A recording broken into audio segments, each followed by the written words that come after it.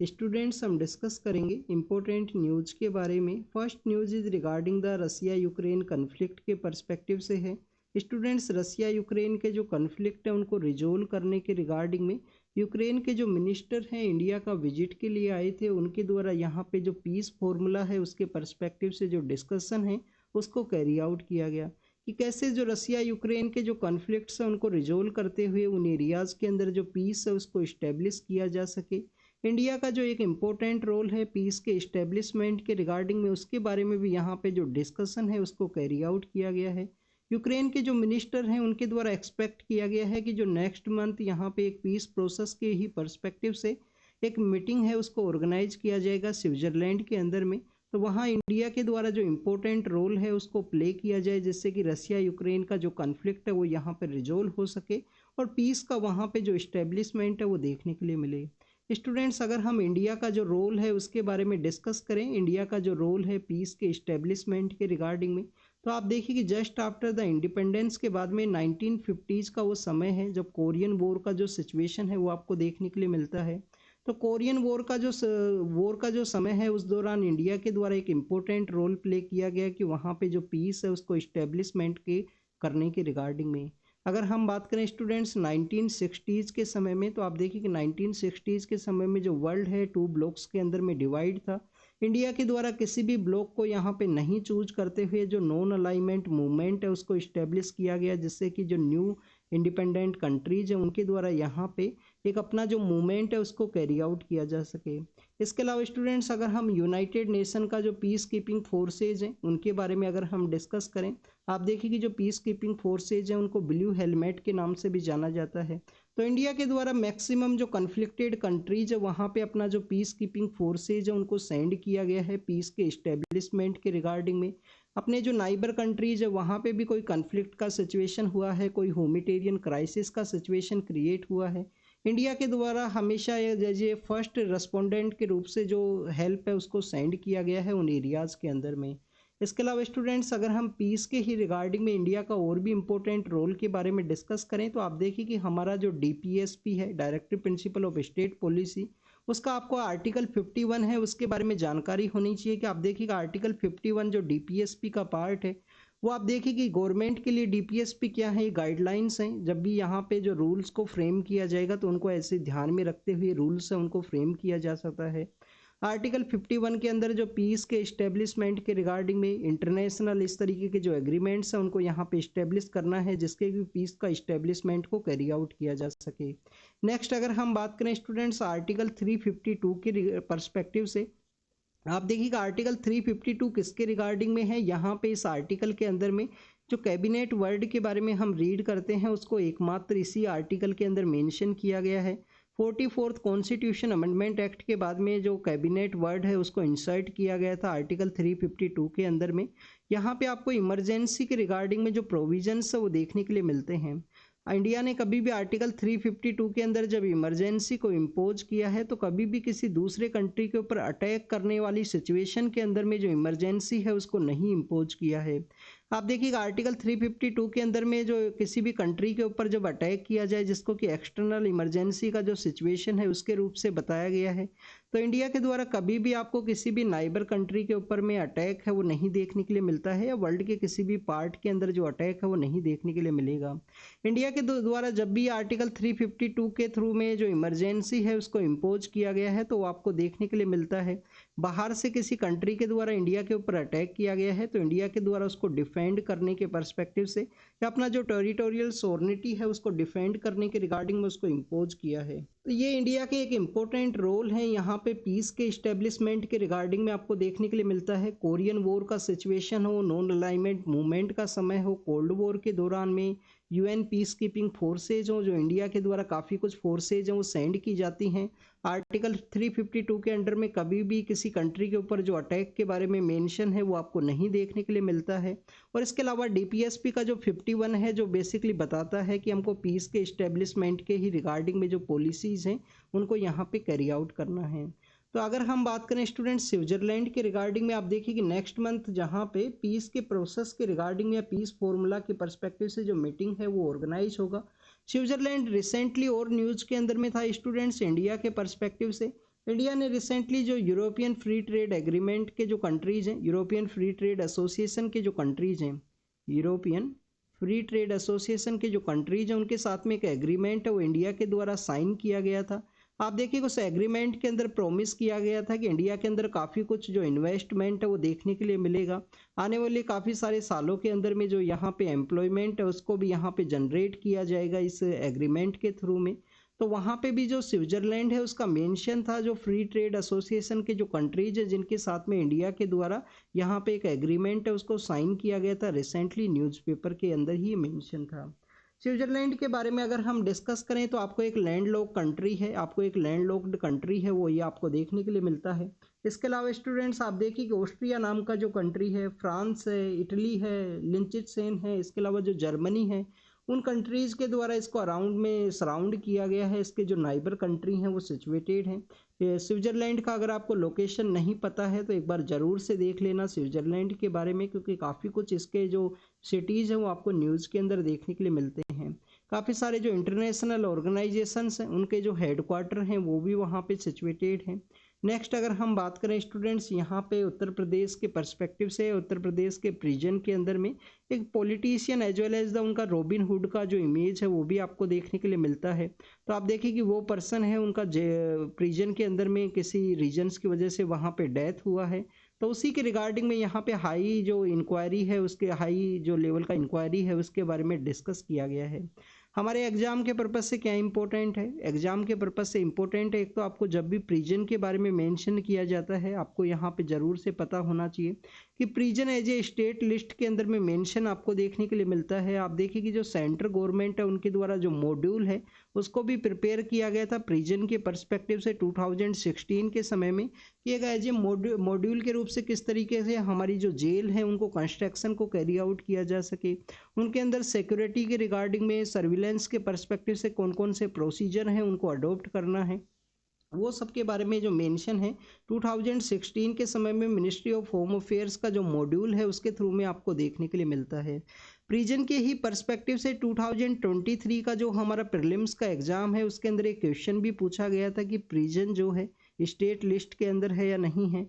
Colonial era के समय के जो रूल्स हैं उनके पर्सपेक्टिव से भी जो क्वेश्चन है वो पूछा गया था स्टूडेंट्स। इसके अलावा आप देखिए कि प्रिजन के बारे में आपको एक अमितवा रॉय पैनल है वो भी आपको देखने के लिए मिलता है। अमितवा रॉय पैनल जो गवर्नमेंट के द्वारा कॉन्स्टिट्यूट किया गया था, उनके द्वारा काफ़ी कुछ जो सिचुएशंस हैं उनके बारे में जानकारी दी है। कितना हमारे यहाँ पे जो ऑक्यूपेंसी रेट है वो आपको ऑक्यूपेंसी परसेंटेज है वो देखने के लिए मिलेगा, कि जो टोटल नंबर ऑफ पर्सन है वो अंडर ट्रायल काफ़ी सारे ऐसे पर्सन हैं, काफ़ी सारे ऐसे भी पर्सन हैं जिनके ट्रायल्स कभी स्टार्ट ही नहीं हुए, वो जेल के अंदर में है क्योंकि उनको जस्टिस है वो एक्सेसिबल नहीं है, जानकारी नहीं है, लीगल प्रोसेस के बारे में जानकारी नहीं है। तो ऐसे काफ़ी सारे जो प्रोसेस है वो आपको देखने के लिए मिलते हैं प्रिजन की रिगार्डिंग में। नेक्स्ट अगर हम बात करें स्टूडेंट, डल लेक को यहाँ पे शो किया गया है। डल लेक कहाँ पे सिचुएटेड है? जम्मू एंड कश्मीर के अंदर सिचुएटेड है डल लेक।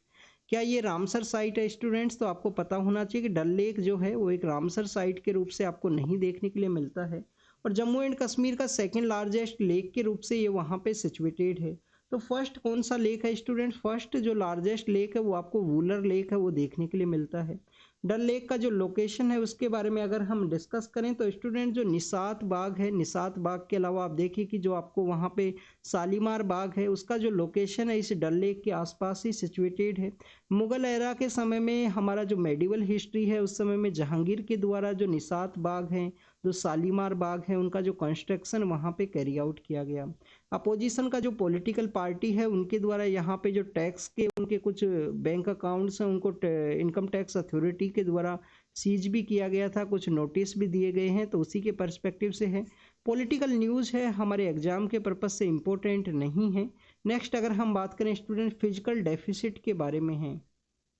स्टूडेंट जब बजट को यहाँ पे पास कर, बजट को बेसिकली प्रेजेंट किया गया था फाइनेंस मिनिस्टर के द्वारा, तो उस समय में जो फिजिकल डेफिसिट जो हुआ करता था वो यहाँ पे और भी ज़्यादा इंक्रीज हुआ है लास्ट 1 मंथ के अंदर में, तो उसी के पर्सपेक्टिव से यहाँ पे डिस्कस किया गया है। बेसिकली अगर हम बात करें स्टूडेंट्स फिजिकल डेफिसिट के बारे में, तो आप देखिए कि physical deficit that means the differences between the जो गवर्नमेंट के जो रिसीप्ट्स हैं और गवर्नमेंट के जो एक्सपेंडिचर हैं उनका जो आपको जो डिफरेंस देखने के लिए मिलेगा उसको हम यहाँ पे फिजिकल डेफिसिट के रूप से मेजर किया जा रहा है। फरवरी के मंथ के समय में जो फिजिकल डेफिसिट यहाँ पे इंक्रीज हुआ है, उसके बिहाइंड के कुछ रीजंस हैं कि गवर्नमेंट के द्वारा जो टैक्स डिवोल्यूशन शेयर के रूप से स्टेट्स को कुछ मनी है 2.15 लाख करोड़ के आसपास जो मनी है, 2.15 लाख करोड़ के आसपास जो मनी है उसको यहाँ पे ट्रांसफ़र किया गया है टैक्स डिवोल्यूशन शेयर के रिगार्डिंग में। इसके अलावा आप देखिए कि जो कैपिटल एक्सपेंडिचर है वो भी यहाँ पे इंक्रीज हुआ है, कैपिटल जो एक्सपेंडिचर है वो भी इंक्रीज हुआ है। उसकी वजह से आपको जो फिजिकल डेफिसिट है वो आपको लार्जर लेवल के ऊपर देखने के लिए मिलता है लास्ट 1 मंथ के अंदर में। अगर हम बात करें स्टूडेंट्स प्रोपोर्शन ऑफ जीडीपी के रिगार्डिंग में, जो फिजिकल डेफिसिट है जीडीपी का प्रोपोर्शन के पर्सपेक्टिव से जो फिजिकल डेफिसिट है वो प्रेजेंट समय में आपको 6.4% है वो देखने के लिए मिलता है। गवर्नमेंट का यहाँ पे टारगेट है, बजट के अंदर बताया गया था कि 5.9% है वो हमको यहाँ पे जीडीपी के प्रपोर्शन के रिगार्डिंग में जो फिजिकल डेफिसिट है उसको अचीव करना है। उसको रिवाइज करते हुए लेटर फेज के अंदर में फाइनेंस मिनिस्टर के द्वारा 5.8 है वो कर दिया गया था कि इतना हमको जो फिजिकल डेफिसिट है उसको यहाँ पे अचीव करना है। इसके अलावा गवर्नमेंट का 2024-25 के रिगार्डिंग में एक टारगेट है वो भी आपको देखने के लिए मिलता है कि जो 4.5% जीडीपी का जो रेशियो है उसके रिगार्डिंग में जो फिजिकल डेफिसिट है उसको अचीव करना है।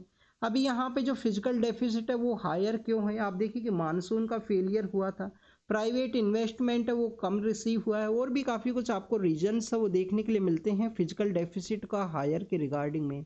नेक्स्ट अगर हम बात करें स्टूडेंट्स, यहाँ पे इलेक्टोरल बॉन्ड स्कीम है, पॉलिटिकल जो परसेप्शन है उन सभी के बारे में, पॉलिटिकल का जो कॉन्सेप्ट है कि पॉलिटिक्स का जो मेन मैंडेट है वो क्या है, पीपल्स को यहाँ पे जो सर्व है वो कैरी आउट करना है। इसके अलावा आप देखिए कि विदाउट प्रिंसिपल बेस आपको जो पॉलिटिक्स है वो भी यहाँ पे उसके बारे में भी मेंशन किया गया है। तो सबसे पहले अगर हम बात करें बॉन्ड्स के बारे में, तो इलेक्टोरल बॉन्ड स्कीम है उसको रिसेंटली सुप्रीम कोर्ट के द्वारा अनकॉन्स्टिट्यूशनल है वो डिक्लेयर किया गया था। पॉलिटिकल फंडिंग के अंदर में जो पॉलिटिकल पार्टीज को जो फंडिंग है उसके पर्सपेक्टिव से स्कीम को लॉन्च किया गया था, इलेक्टोरल बॉन्ड स्कीम को।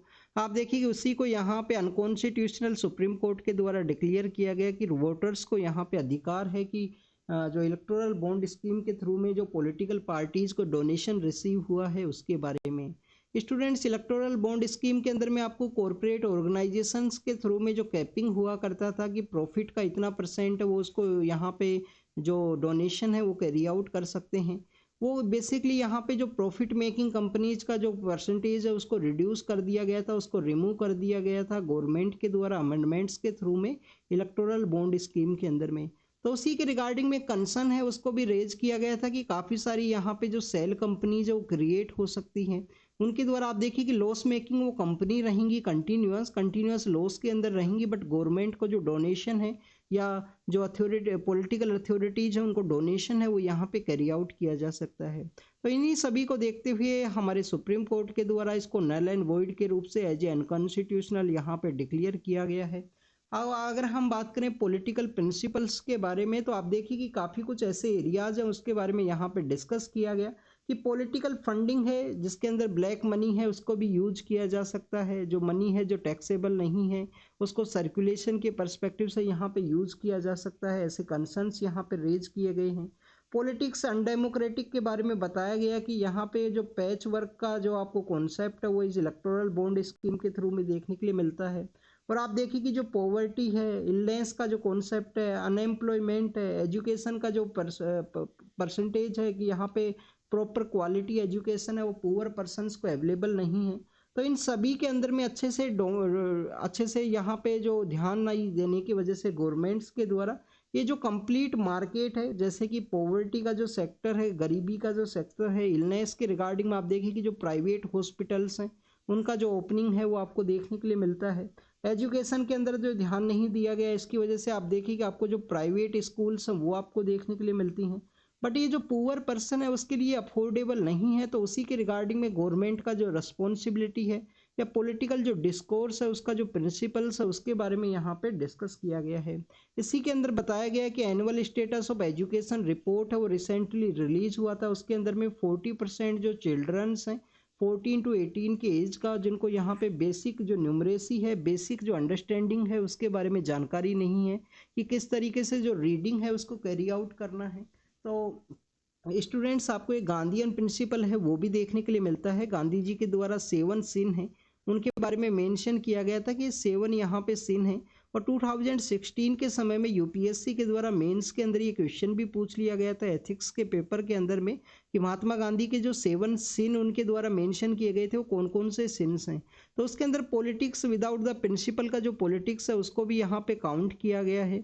नेक्स्ट अगर हम बात करें स्टूडेंट्स तो उसी के अंदर में डेमोक्रेसी के रिगार्डिंग में पॉलिटिकल पार्टीज का जो रिस्पॉन्सिबिलिटी है उन एरियाज के ऊपर फोकस करने का जरूरत है रेदर देन द जो ब्लैक मार्केटिंग, इस तरीके से जो अनकॉन्स्टिट्यूशनल वे के अंदर में जो मनी है उसके रिसीव के रिगार्डिंग में डिस्कशन किया गया है इस एडिटोरियल के अंदर में।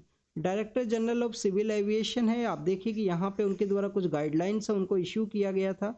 हमारे जो यहाँ पे एविएशन सेक्टर के अंदर में जो रिलेटेड पायलट्स हैं उनके द्वारा किस तरीके से जो वर्किंग आवर्स है उसके रिगार्डिंग में जो कुछ गाइडलाइंस है उनको रिलीज किया गया था, तो उसी के पर्सपेक्टिव से डिस्कस किया गया है। एग्जाम के पर्पज से नहीं इम्पोर्टेंट है। ह्यूमन और डॉग का जो रिलेशनशिप है, रिसेंटली काफ़ी सारे जो केसेस कन्फ्लिक्ट के जो यहाँ पे रेज हुए हैं और जो कोएग्जिस्टेंस है उसके बारे में डिस्कस किया गया है। स्टूडेंट्स उसके बिहाइंड में काफ़ी कुछ ऐसे रीजंस हैं कि डॉग्स के द्वारा कुछ अटैक्स किए गए हैं, तो हो सकता है कि ह्यूमंस का जो बिहेवियर है वो सही नहीं हो, वो काफ़ी सारा जो प्रॉब्लम्स है उनको देखने के लिए मिलता है क्योंकि अर्बन एरियाज़ के अंदर में जो कम्प्लीटली यहाँ पे जो कंडीशंस है वो चेंज हुई हैं। इसके अलावा स्टूडेंट्स म्यूनसिपल जो कॉरपोरेशंस हैं, जो हमारे लोकल अथॉरिटीज़ हैं अर्बन एरिया के अंदर में, उनका भी रिस्पॉन्सिबिलिटी है कि यहाँ पे जो एनिमल्स हैं उनका जो बर्थ परसेंटेज है उसको कंट्रोल किया जा सके, उसके रिगार्डिंग में भी आपको देखने के लिए मिलता है काफ़ी बार न्यूज़ के अंदर में। एग्जाम के पर्पज से कुछ मेंशन नहीं किया गया है स्टूडेंट्स। यहाँ पे आपको बेसिकली एक animal welfare board of India के बारे में भी पता होना चाहिए। Animal welfare board of India के बारे में अगर हम डिस्कस करें, इनिशियली इसका जो हेडक्वार्टर है आपको चेन्नई के अंदर देखने के लिए मिलता था सदर्न इंडिया के अंदर में। अभी जो इसका हेडक्वार्टर है उसको ट्रांसफ़र किया गया है बल्लभगढ़ नाम की जो जगह है हरियाणा के अंदर में, दिल्ली के पास ही सिचुएटेड है, फरीदाबाद के पास में स्टूडेंट, तो वहाँ पे इसका जो हेडक्वार्टर है उसको सिचुएटेड किया गया है। आप देखिए कि रुक्मणी देवी अरुणडेल नाम की जो पर्सनैलिटी है उनका एक इम्पोर्टेंट रोल है animal welfare board of India के एस्टेब्लिशमेंट के रिगार्डिंग में। तो एनिमल्स का जो हमारे स्ट्रीट डॉग्स हैं, जो स्ट्रीट एनिमल्स हैं, उनका जो रिस्पॉन्सिबिलिटी है उसको भी केयर करने का ज़रूरत है सिटीजन्स का, क्योंकि आप देखिए कि यहाँ पे अब समर के समय में काफ़ी सारी जगह जो यहाँ पे वाटर का जो अवेलेबिलिटी है वो आपको नहीं देखने के लिए मिलता है अर्बन एरियाज़ के अंदर में। इसके अलावा स्टूडेंट टू मच कंक्रीट होने की वजह से जो एनिमल्स हैं, एनिमल्स को जो एक्सेसिबल जो थिंग्स हैं कंप्लीटली कंक्रीट होने की वजह से वो हीट करता है। समर के समय में टू मच पार्क के एरियाज हैं वो काफ़ी लिमिटेड हैं क्योंकि आपको जो प्लांट अर्बनाइजेशन है वो काफ़ी कम देखने के लिए मिलता है। तो अगर आपका भी एक रिस्पॉन्सिबिलिटी है, अगर आपको यहाँ पे लगे कि कोई एनिमल को कोई प्रॉब्लम है तो उसका लिटिल बिट आप केयर है वो कैरी आउट कर सकते हो स्टूडेंट्स। ये बेसिकली आपका जो सोल का जो पीस है उसके रिगार्डिंग में भी काफ़ी ज़्यादा एक इम्पोर्टेंट वर्क है। जब भी आपको कोई इस तरीके से एनिमल है वो कन्फ्लिक्ट के अंदर में दिखे या प्रॉब्लम के अंदर में दिखे, उसको आप रिजोल्व कीजिए। नेक्स्ट अगर हम बात करें सिटीजनशिप के पर्सपेक्टिव से, जो मतवा नाम का जो सेक्ट है उसके बारे में डिस्कस किया गया है। आप देखिए कि आपको 19वीं सेंचुरी के अंदर में हरिचंद ठाकुर नाम के एक पर्सन है, उनके द्वारा जो मतवा सेक्ट है उसका इस्टेब्लिशमेंट किया गया था बांग्लादेश के अंदर में। पर 1971 का जो वॉर है, 1971 के वॉर के पहले और वॉर के बाद में आपको ये जो मतवा कम्युनिटी है उनका जो माइग्रेशन है वो इंडिया के अंदर देखने के लिए मिलता है। किसके द्वारा इस्टेब्लिश किया गया है मतवा कम्युनिटी को, ये आपको देखने के लिए मिलता है हरिचंद्र ठाकुर नाम के जो पर्सन हैं उनके द्वारा। इनके बारे में काफ़ी बार अप्रैल के मंथ के समय में मेंशन देखने के लिए मिलेगा। आप देखिए कि जो हरिचंद ठाकुर हैं अप्रैल के मंथ के समय में न्यूज़ के अंदर आपको देखने के लिए मिलते हैं। यहाँ पे इनके द्वारा काफ़ी सारे ऐसे जो पर्सन्स हैं उनको ऐड किया गया इस सेक्ट के अंदर में, जिनको प्रॉपर रिप्रेजेंटेशन है वो आपको सोसाइटी के अंदर नहीं देखने के लिए मिलता है। इसके अलावा स्टूडेंट्स अगर हम बात करें 1971 वॉर का जो समय है जब माइनॉरिटीज़ को वहाँ पे प्रोसिक्यूट किया जाता है बांग्लादेश के अंदर में, तो उससे पहले और उसके लेटर फेज के अंदर में काफ़ी सारे जो मतवा कम्युनिटी के जो लोग हैं वो इंडिया के लिए माइग्रेट किए हैं। तो उनको अभी सिटीजनशिप के थ्रू में जो यहाँ पे जो राइट्स मिलेगा, काफ़ी दिनों से वो इंडिया के लिए माइग्रेट किए हैं। वो काफ़ी बार ये जो मतवा कम्युनिटी है वो आपको न्यूज़ के अंदर देखने के लिए मिलती है। नेक्स्ट अगर हम बात करें स्टूडेंट्स, यहाँ पे एक जो इंसिडेंट है उसके बारे में डिस्कस किया गया है। रामबन डिस्ट्रिक्ट है जो जम्मू एंड कश्मीर के अंदर में, वहाँ पे जो इंसिडेंट है वो देखने के लिए मिला है। उसके अंदर कुछ पर्सन्स है उनका यहाँ पे डेथ हुआ है। हाई कोर्ट के द्वारा बेसिकली यहाँ पे ऑब्जर्व किया गया है कि बेसिकली जो डिसेबल पर्सन्स हैं उनके लिए जो मूवी थिएटर हैं वो एक्सेसिबल होने चाहिए, उनके लिए जो मूवी थिएटर हैं वो एक्सेसिबल होने चाहिए। और गवर्नमेंट्स को जो जुलाई का जो समय है वो दिया गया है कि आपके द्वारा मूवी थिएटर्स के रिगार्डिंग में जो गाइडलाइंस है उनको प्रिपेयर किया जा सके, जिससे कि जो डिसेबल पर्सन है उनकी रिगार्डिंग में भी ऐसे जो इंस्टीट्यूशंस है वो एक्सेसिबल हों। नेक्स्ट अगर हम बात करें स्टूडेंट, सुप्रीम कोर्ट के द्वारा ऑब्जर्व किया गया कि किसी भी सेलिब्रेशन के दौरान में जो फायरिंग का जो इंसिडेंट देखने के लिए मिलता है स्टूडेंट्स, एक फायरिंग के इंसिडेंट के अंदर ही एक पर्सन है, सपोज कीजिए फायरिंग किया जाता है किसी के द्वारा, तो जो पर्सन है जो नियर बाई के अंदर जो स्टैंड खड़े हुए जो पर्सन है उनको भी बेसिकली यहाँ पे जो गोली है वो लग सकती है। तो उसी सेलिब्रेशन के वो यहाँ पे एक डिजास्टर जो ट्रेंड है उसके बारे में कहा गया है सुप्रीम कोर्ट के द्वारा। तो इस तरीके का जो एक्टिविटीज है वो कम्प्लीटली बैन होना चाहिए, उनको पुलिस अथॉरिटीज़ के द्वारा उन पर्सनस को कंटिन्यूस जो केस है उसका रजिस्टर होना चाहिए उनकी रिगार्डिंग में। नेक्स्ट अगर हम बात करें, क्योंकि ये जो सोसाइटी के अंदर एक रॉन्ग ट्रेंड है उसको ये सेटअप कर किया जाता है इस तरीके से, जो सेलिब्रेशन के अंदर जो फायरिंग है स्पेशली जो वेडिंग के समय में आपको देखने के लिए मिलती है कुछ स्टेट्स के अंदर में, इस नॉर्दर्न इंडिया के पार्ट्स के अंदर में। नेक्स्ट अगर हम बात करें स्टूडेंट्स मणिपुर के पर्सपेक्टिव से, आप देखिए कि यूपीएससी का जो प्रीलिम्स का एग्जामिनेशन है, तो प्रीलिम्स के एग्जामिनेशन के अंदर वहाँ पे जो कन्फ्लिक्ट अफेक्टेड एरिया है वहाँ पे सेंटर ना होते हुए उनको काफ़ी दूसरे एरिया के अंदर जो सेंटर है उसका सेटअप किया जाए। तो उसके रिगार्डिंग में यहाँ पे डिस्कस किया गया है कि कुछ एरियाज है वो बताए गए हैं कि वहाँ पे आप अपना जो सेंटर है वो उनके द्वारा जो चेंज किया जा सकता है, सेंटर को चूज किया जा सकता है, उसी के रिगार्डिंग में यहाँ पे यूपीएससी के प्रीलिम्स एग्जामिनेशन के पर्सपेक्टिव से। नेक्स्ट अगर हम बात करें स्टूडेंट्स, ये एग्जाम के पर्पज से नहीं इंपॉर्टेंट है। नेक्स्ट इंडियन नेवी के बारे में है। इंडियन नेवी के द्वारा जो ईरानियन शिप है जिसको कि बेसिकली हाईजैक किया गया था, स्कोट्रा नाम का जो आइलैंड है यमन के, वहाँ पे आपको स्कोट्रा आइलैंड है वो देखने के लिए मिलता है। तो आप देखिए उस शिप को जो इंडियन नेवी के द्वारा रेस्क्यू किया गया था, क्योंकि उसी शिप को यूज करते हुए जो सी पायरेट्स हैं उनके द्वारा यहाँ पे जो एक डिफरेंट शिप है जो कि आपको देखने के लिए मिलता है, उसके ऊपर जो अटैक है वो देखने के लिए मिला था। तो इंडियन नेवी का जो बेसिकली यहाँ पे सुमेधा नाम का जो आईएनएस है जो उनके द्वारा उसको रेस्क्यू किया गया है, ईरानियन शिप को यहाँ पे जो सीज है वो कर लिया गया है। स्कोट्रा जो आइलैंड है, जो स्कोट्रा जो आइलैंड है उसके बारे में आपको जानकारी होनी चाहिए, यमन के पास में ये सिचुएटेड है, यमन के पास में सिचुएटेड है। एनजीओज के रिगार्डिंग में आप देखिए कि फॉरेन कंट्रीब्यूशन रेगुलेशन एक्ट है, एफसीआरए का जो एक्ट है वो आपको देखने के लिए मिलता है। एफसीआरए एक्ट के अंदर में जो एनजीओ फॉरेन से जो फंडिंग रिसीव करते हैं उनको 5 ईयर का जो यहाँ पे लाइसेंस है वो दिया जाता है। 5 ईयर के अंदर उनको जो रिन्यूएशन है उसको कैरी आउट करना होता है, और आप देखिए कि मिनिस्ट्री ऑफ होम अफेयर्स के अंडर में आपको देखने के लिए मिलता है। तो उसी का कुछ डेट है उसको एक्सटेंड किया गया है। एफसीआरए के बारे में पता होना चाहिए, मिनिस्ट्री ऑफ होम अफेयर्स के अंदर आपको देखने के लिए मिलेगा। नेक्स्ट अगर हम बात करें यहाँ पे पीस प्रोसेस के रिगार्डिंग में, इजराइल के जो पॉलिटिकल लीडर हैं उनके द्वारा कहा गया है, इंटरनेशनल कोर्ट ऑफ जस्टिस है उसके द्वारा कहा गया कि पीस को आपको इस्टेब्लिश करना है, तो सीज फायर का जो टॉक्स है उनको कैरी आउट किया जाएगा। ये बेसिकली इजराइल के जो पॉलिटिकल पर्सन है उनके द्वारा कहा गया है, होस्टेज को रिलीज किया जाएगा। नेक्स्ट अगर हम बात करें पाकिस्तान और यूएसए के बारे में है, आप देखिए कि यूएसए के जो पॉलिटिकल लीडर हैं उनके द्वारा पाकिस्तान गवर्नमेंट है उसको सपोर्ट के बारे में डिस्कस किया गया है। आप देखिए कि जो एक्स नाम का जो यहाँ पे सोशल मीडिया एक ऐप है, अर्लियर फेज के अंदर ये ट्विटर हुआ करता था, उनका जो एआई है उसके बारे में है, एग्जाम के पर्पज से नहीं इंपॉर्टेंट है। एआई का जो मॉड्यूल है उसका नाम है स्टूडेंट ग्रोक, आपको ये नाम पता होना चाहिए, हो सकता है नेम्स पूछ लिए जाए 2-3 जो एआई के मॉड्यूल हैं वो आपसे क्वेश्चन के अंदर पूछ लिए जाए और आपसे पूछ लिया जाए कि किस चीज़ से रिलेटेड है। नेक्स्ट अगर हम बात करें जो यूएस का एक टेक्नोलॉजी से रिलेटेड जो कंपनी है उसके बारे में है, एग्जाम के पर्पज से नहीं इंपॉर्टेंट है।